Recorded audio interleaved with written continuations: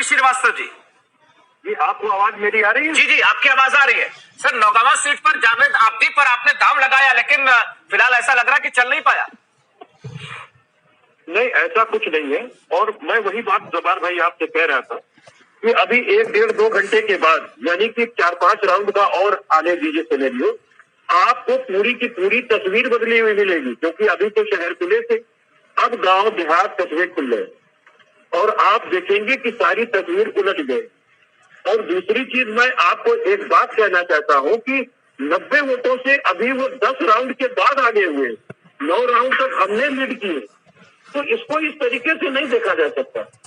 और तीसरी बात, मैं एक आपके माध्यम से इसलिए कहना कपिल जी, चूंकि टेलीविजन पर हम लोग चर्चा कर रहे हैं, इसलिए उस क्षण में क्या घट रहा है उस पर तो हम लोग चर्चा कर ही रहे ना। जब तक आपके पक्ष में था, हम लोग उस बात को भी लेकर चर्चा कर रहे थे कि बढ़ते समाजवादी पार्टी को एज मिल रहा है, लीड ले रही है समाजवादी पार्टी, लेकिन अब तो पीछे है ना। तो एकदम से इस बात को खारिज कर देना कि ये इस लीड के कोई माने नहीं बीजेपी के। हम खारिज कहां कर रहे हैं?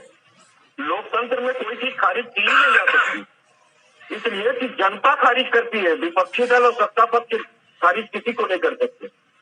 हम तो अपनी एक बात कह रहे हैं, खारिज क्या करना है? हम तो सीधी सी बात कर रहे हैं कि 10 राउंड में 9 राउंड हम आगे चले। अभी 90 वोटों से आप जैसा की जानकारी दे रहे हैं। मैं तो आपको ये कह रहा हूँ कि अभी तो गांव देहात अब खुलना शुरू हुए हैं, आने दीजिए। पूरे की पूरी 7 सीटों पे सिनेरियो बदल सकती है। ठीक है, दिलचस्प बात आप कर रहे हैं। आप दिलचस्प बात करें कि गांव देहात के वोटर्स की जो अब गांव देहात कस्बे खुल गए और आप देखेंगे कि सारी आचार संहिता की धज्जियां उड़ा दी थी, मीडिया ने सारी चीजें दिखाई थी, आपने स्वयं दिखाई थी ये सारी चीजें।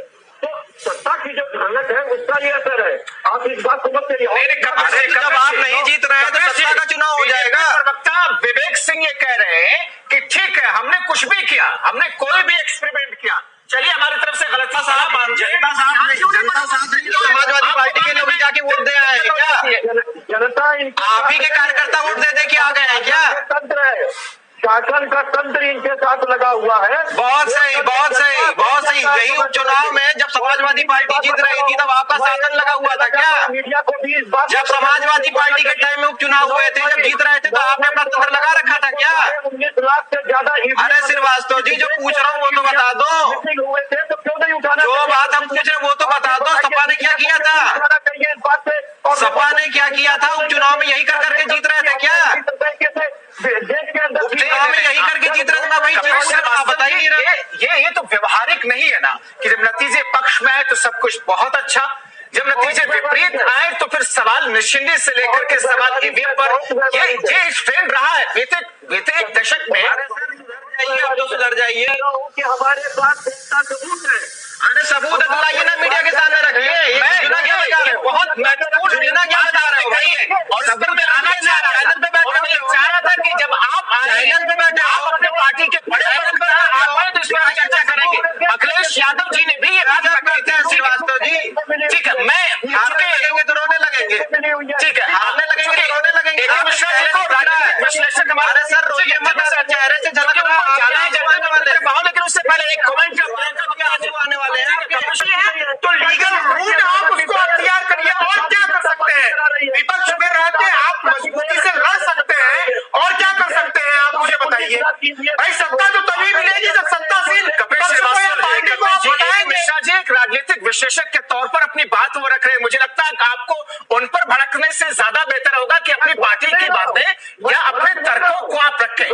भाई, मैं तर्कों पे बात कर रहा हूँ। मैं राजनीतिक विश्लेषक साहब का विश्लेषण क्या वो सराहता हूँ, लेकिन मैं एक प्रश्न उनसे पूछना चाहता हूँ कि जिस देश के अंदर लोकतंत्र स्थापित हो और उस देश की लोकतंत्र अगर ईवीएम से चल रही हो और उस देश में ईवीएम 9 मई 2019 को एक आरटीआई आए और सुप्रीम कोर्ट में सरकार ये जवाब लगाए कि सारे 19 लाख ईवीएम मिसिंग है, तो ये लोकतंत्र की हत्या है कि नहीं? आपको इस घटना की पूरी जानकारी नहीं है, पहली चीज। दूसरी चीज सुनिए, कपिल श्रीवास्तव जी सुनिए, चाहे ईवीएम से हो चाहे मतपत्र से हो, कमियां हर सिस्टम में रहती है। मतपत्र से होता था तो बूथ कैप्चरिंग नहीं होती थी, वोटों की हेराफेरी नहीं होती थी।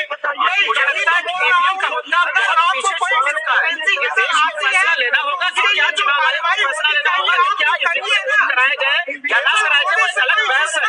मगर सुप्रीम कोर्ट से लेकर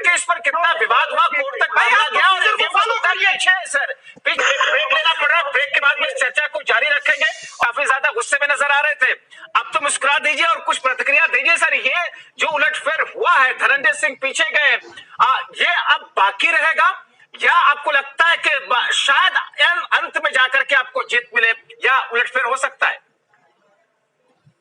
नहीं देखिए जवार भाई, मैं गुस्से में नहीं था और मैं अपनी बात रख रहा था, क्योंकि बीच में कई लोगों की आवाज आ रही थी, इसलिए सुनाई नहीं देता।